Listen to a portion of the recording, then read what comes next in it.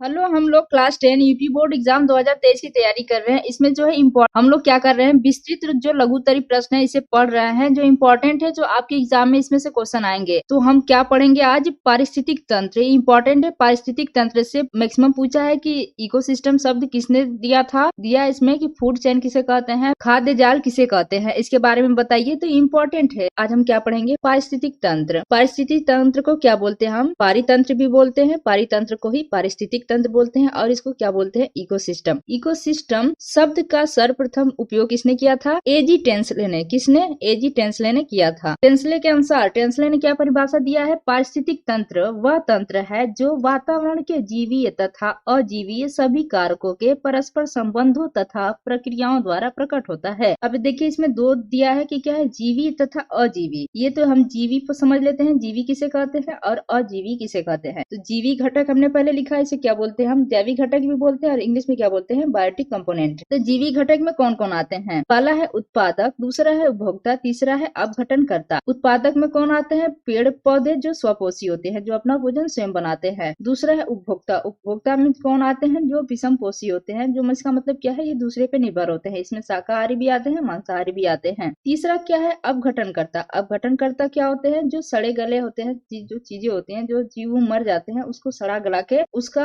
अपघटन कर देते हैं, उसी वो जीव कहलाते हैं अपघटनकर्ता। तो वो कौन है, जीवाणु और कवक हैं। अजीवी घटक। अजीवी घटक किसके कहते हैं, अजीवी घटक या अजैविक घटक, इसको क्या बोलते हैं, अबायोटिक कंपोनेंट। इसमें देख लेते हैं कौन कौन है। तो इसके घटक हैं, पहला है भौतिक अथवा जलवायु घटक, जैसे कि प्रकाश आ गया, ताप, वायु, वर्षा, नमी है। दूसरा है अकार्बनिक पदार्थ। अकार्बनिक पदार्थ में जल है, तत्व है, गैसें हैं, जैसे ऑक्सीजन वगैरह जो गैसें आती हैं। तीसरा हम देख लेते हैं कार्बनिक पदार्थ। कार्बनिक पदार्थ में क्या है, कार्बोहाइड्रेट, प्रोटीन, वसा, यूरिया, ह्यूमस, ये सब क्या है, ये कार्बनिक पदार्थ है। पारिस्थितिक तंत्र वह तंत्र है जो उत्पादक, उपभोक्ता, अपघटनकर्ता, भौतिक, जलवायु घटक, अकार्बनिक पदार्थ, कार्बनिक पदार्थ, इन सभी जो है कारकों को परस्पर संबंध के द्वारा संबंध बताता है या इसके द्वारा प्रकट होता है, वही हमारा क्या है, पारिस्थितिक तंत्र है। पारिस्थितिक तंत्र के दो घटक होते हैं, कौन, जैविक घटक, दूसरा अजैविक घटक। ये दोनों मिलकर ही क्या बनाते हैं, पारिस्थितिक तंत्र बनाते हैं। खाद्य श्रृंखला के बारे में पढ़ते हैं। खाद्य श्रृंखला या फूड चेन इंपॉर्टेंट है, ये हर बार एग्जाम में पूछा है। आपके एग्जाम में 2023 में ये सवाल आएगा इसमें से पक्का। तो खाद्य श्रृंखला किसे कहते हैं, किसी पारितंत्र या परिस्थिति तंत्र, आप कुछ भी कह सकते हैं, परिस्थिति तंत्र को ही पारितंत्र कहते हैं। तो किसी पारितंत्र में उत्पादकों से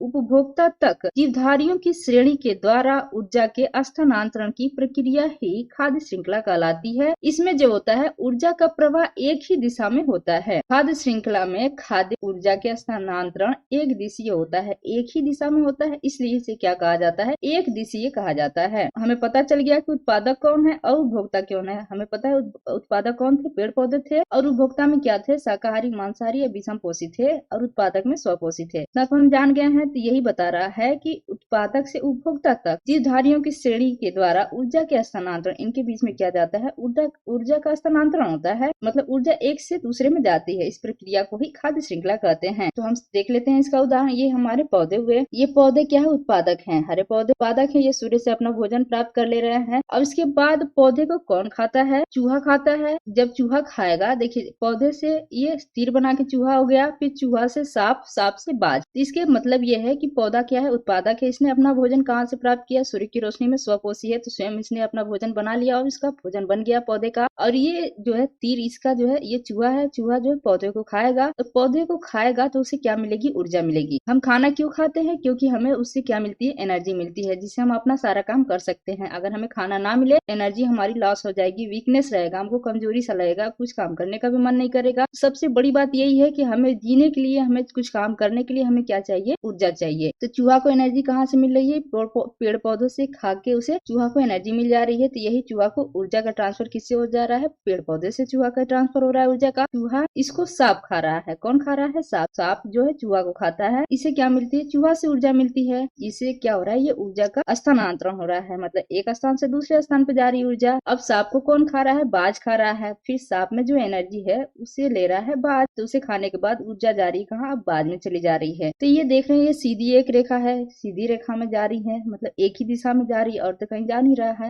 एक लाइन से चेन बन रही है एक सीधी रेखा में। कैसे बना सकते हैं, मतलब एक ही दिशा में जा रही है, एक ही दिशा में जा रही है, यही इसी चीज को ये क्या कर रहा है, एक दिशी कर रहा है। पेड़ पौधे तो उत्पादक हो गए, चूहा क्या कहलाएगा आपका, चूहा, सांप और बाज ये क्या है, उपभोक्ता है। लेकिन चूहा क्या है, प्राथमिक उपभोक्ता है, मतलब पहला है उपभोक्ता, इसको खा रहा है। तो पेड़ पौधे को ये शाकाहारी मैक्सिमम होते हैं जो पेड़ पौधे खाएंगे, और जो सांप है ये क्या है, द्वितीय उपभोक्ता है। द्वितीय उपभोक्ता है तो ये शाकाहारी को खाने वाले जो है उसको खाते हैं। अब उसके बाद बाज है, इसको खाता है, ये जो मांसाहारी को है तो मांसाहारी को खाने वाला ये तृतीय उपभोक्ता हुआ। आगे अगर चेन बढ़ती है तो कौन हो जाएगा, वो चतुर्थ उपभोक्ता हो जाएगा। पोषी स्तर किसे कहते हैं, उपभोक्ता भोजन के लिए उत्पादकों पर निर्भर रहते हैं। उत्पादक, उपभोक्ता तथा अपघटन खाद्य कड़ी बोले तो खाद्य श्रृंखला, वही है फूड चेन, द्वारा परस्पर एक दूसरे से जुड़े होते हैं। ये क्या है, एक दूसरे से परस्पर जुड़े हुए हैं। जैवीय घटक के प्रत्येक स्तर को पोषी स्तर कहते हैं। जीवी घटक में कौन कौन आ रहे हैं, आपका उत्पादक है, उपभोक्ता, अपघटन है, ये जो तीनों एक साथ जुड़े हुए हैं परस्पर, इसी को हम क्या बोलते हैं, पोषी स्तर कहते हैं। फिर अब देखते हैं इसका चेन बना है। देखिए भोजन, हरे पौधे हैं, अपना भोजन सूरज की रोशनी से अपना भोजन बना ले रहे हैं। फिर हरे पौधे को कौन खा रहा है, टिड्डा खा रहा है, फिर टिड्डा को मेढक खा रहा है, फिर मेढक को सांप खा रहा है, सांप को बाज खा रहा है। ये प्रथम पोषी स्तर है, टिड्डा है, सेकेंड पोषी स्तर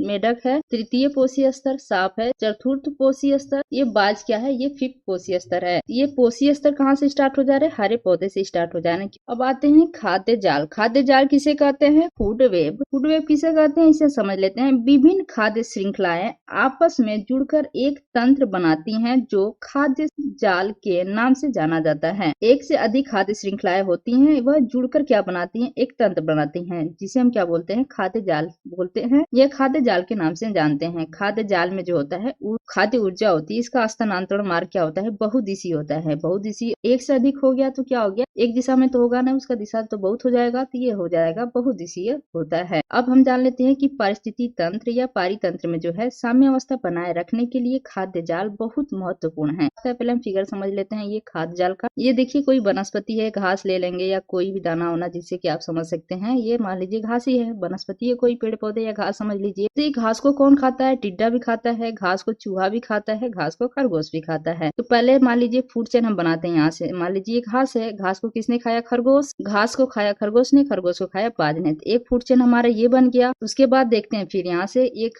फूड चेन यहाँ से बनाते हैं। ये घास है, घास को किसने खाया, टिड्डा ने, टिड्डा को किसने खाया, मेढक ने। अब मेढक को किसने खाया, सांप ने, सांप को किसने खाया, बाज ने। तो एक फूड चेन ये बन गया, दो हुए। तीसरा है कि घास को खाया चूहा ने, चूहा को खाया सांप ने, सांप को खाया बाज ने, ये फूड चेन एक बन गया। तो यहाँ से हम समझ लेते हैं ना कि चूहा को फिर बाज भी खा सकता है, टिड्डा को बाज खा सकता है, मेढक को भी बाज खा सकता है और चूहा को सांप खा सकता है। ये फिर यहाँ से भी बन गए। तो इससे क्या हो गया है कि अगर इसमें बता रहा है ना विभिन्न खाद्य श्रृंखला आपस में जुड़कर एक तंत्र बनाती हैं। तो ये जो खाद्य श्रृंखला जो है, अब यहाँ से घास चूहा बाज हो गया, फिर यहाँ से घास टिड्डा बाज हो गया, फिर यहाँ से घास टिड्डा मेढक बाज हो गया। तो ये क्या हो गया, ये फूड चेन ही है, क्या कर रही है, आपस में एक दूसरे से जुड़ रही हैं। तो ये बहुत सारी दिशाओं से हो सकता है। इसी को हम क्या बोलते हैं, फूड वेब या खाद्य जाल बोलते हैं। खाद्य जाल का मतलब ये कहने का मतलब है कि मान लीजिए कि ये हमारा पारितंत्र है, इकोसिस्टम है। यहाँ पे मान लीजिए घास है, यहाँ खरगोश भी है और बाज है। खरगोश है, बाज है। बाज क्या है, खरगोश को खाकर जिंदा रहता है। तो समझ लीजिए कि आपके उस पारितंत्र में खरगोश खत्म हो गए या सारे खरगोश खत्म हो गए, वहां से गायब हो गए, तो क्या बाज मर जाएगा, उसके खाने के लिए कुछ नहीं होगा? नहीं, ऐसी बात नहीं है। इससे क्या होगा, घास है जो ये ज्यादा होगी तो चूहे भी हैं, तो चूहे ज्यादा हो जाएंगे तो चूहे को खा के बाज जिंदा रह सकता है। इसलिए कोई चीजें घटती हैं तो कोई चीजें बढ़ जाती है। मान लीजिए खरगोश वहां खत्म हो गया तो चूहे वहां ज्यादा हो गए, तब चूहे को खा के बाज जिंदा रह सकता है। उसी तरह आप समझ सकते हैं कि क्या है कि किसी एक के खत्म हो जाने से वो पारितंत्र रुकता नहीं है। हमारे यहाँ आप